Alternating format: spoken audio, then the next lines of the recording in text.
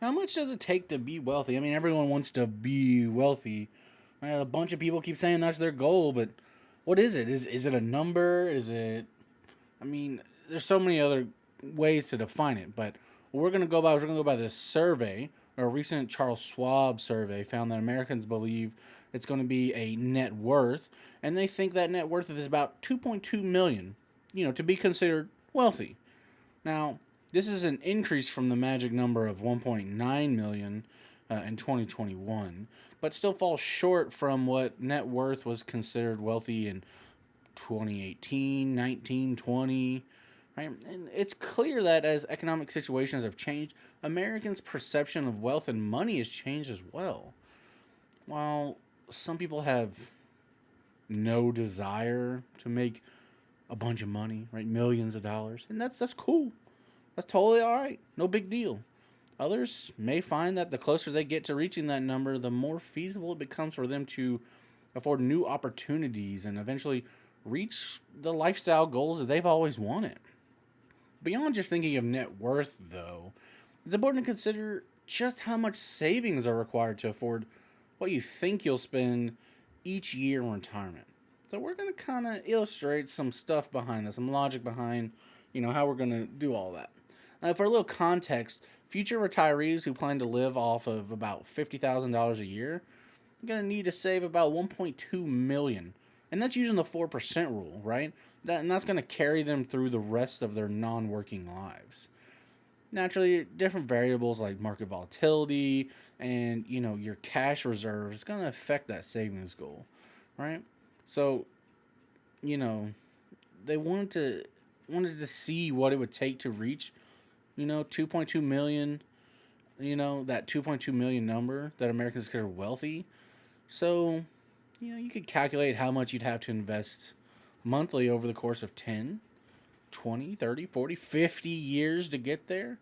Now, keep in mind that your net worth is defined as the total assets that you own, the cash you've got in your bank accounts, your investments, your retirement accounts, etc., etc., any value of real estate. I mean, it's a lot.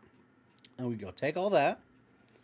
Now, we subtract that from your total liabilities that you owe: debts, student loans, credit cards, mortgage, car, anything, any type of loan or debt that you have.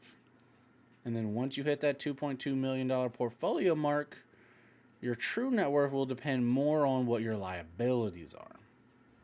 So, how much?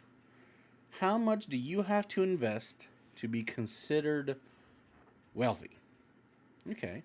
So to figure out how much you need to invest to end up with 2.2 million, you could use some investment calculators to figure it out. But for this example, let's assume $0.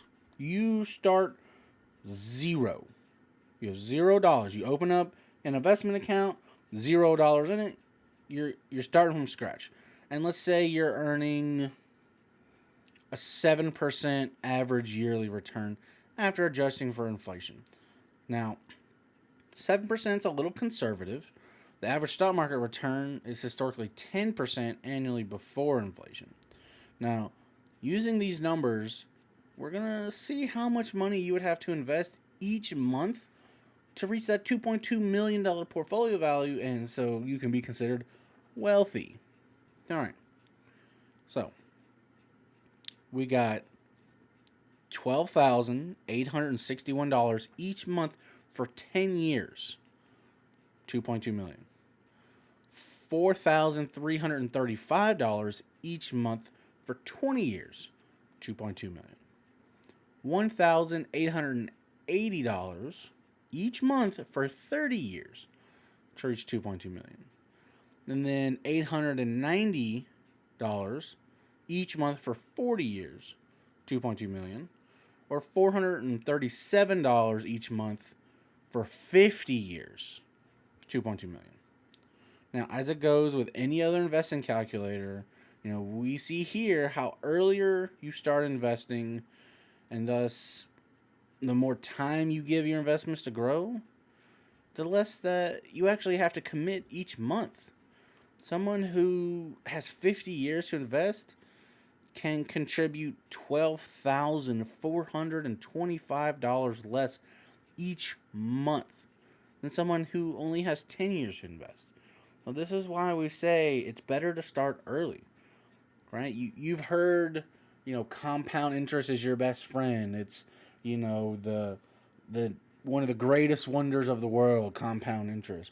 You hear it everywhere, and it's true. The earlier you start, the easier it's going to be, the longer you give yourself. That's why everyone says start young, give yourself a long time horizon, and you can basically just coast. Because let's be honest, investing $12,860 a month, you can't do that. Your average person cannot do that. Even investing $4,000 a month, $1,800 a month, you can't. Realistically, that's really difficult for the average person. Now, the $437 each month for 50 years, yeah, that seems reasonable. Even the $890, if you really wanted to push yourself and cut back some and, be frugal and you were making a little above average income, yeah, that's probably also doable if you don't have that many bills and no debt. But man, I don't know about you, but I couldn't imagine paying $4,000 or $12,000 a month for 10, 20 years. Not me. I can't do it. I don't make that much. So, what's the bottom line here? It's interesting to see what it takes to reach the net worth that Americans consider to be wealthy, right? That 2.2 million, right? And the 2.2 million number, basically all it's doing is providing a benchmark, like a solid benchmark to measure like our future selves against, right? The key takeaway though is that building wealth can be accessible to everyone, no matter what your goal net worth is, right? So when you're getting started, know the timeline you have to invest. Short timeline, long timeline. How much risk can you take on? A lot of risk, a little risk, and the amount of money you can contribute, right? 400, 500, 600, 100. All this plus your expected rate of return. These are all very big factors in how much wealth or net worth you can build in your lifetime. And that's what we want to do. We want to build ourselves up, right? And I know everyone, I want to be a millionaire in next month or in the next 6 months or in less than a year. And that's cool. And I really hope that for you. And I'm not telling you that, be realistic. That's never going to happen. It could totally happen. It could. I'm just saying don't bank on it, right? You should strive for that. Strive for it. Because if you aim for $1 million a year and you fail, but you hit $500,000 a year, you're still way further than anyone else. So keep trying. Keep building. And while you're trying and you're building, keep learning, keep growing, right? And hopefully I'll see you guys in the next video. But until then, y'all be good.